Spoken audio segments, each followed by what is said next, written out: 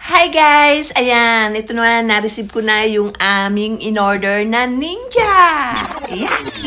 Ayan, so ito yung Ninja na pangluto. Ayan, ang air fryer.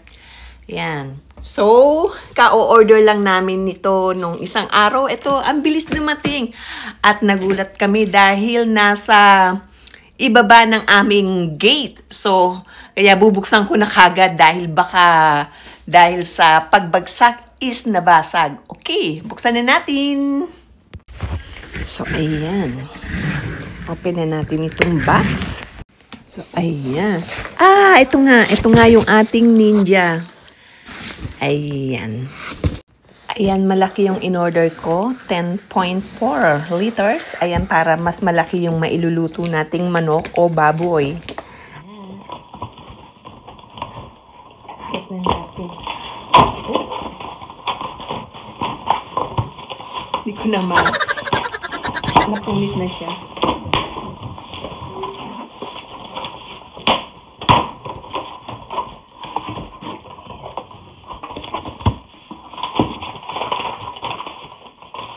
So, ito yung kanyang warranty o booklet.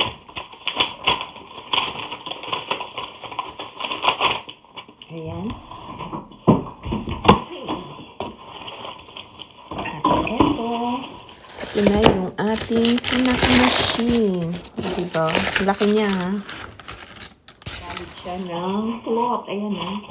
Talagang.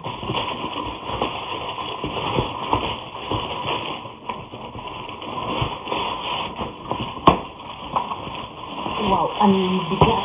Ayan, guys. Ayan siya, malaki. Wow.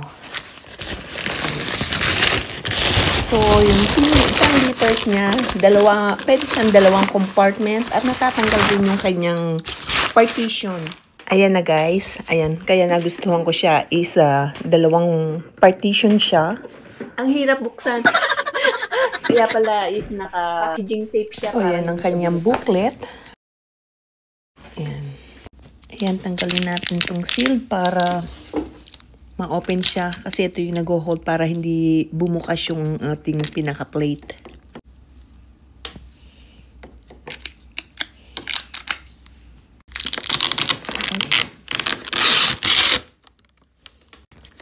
Ayan, tignan natin. Okay, ganito siya kalaki, guys.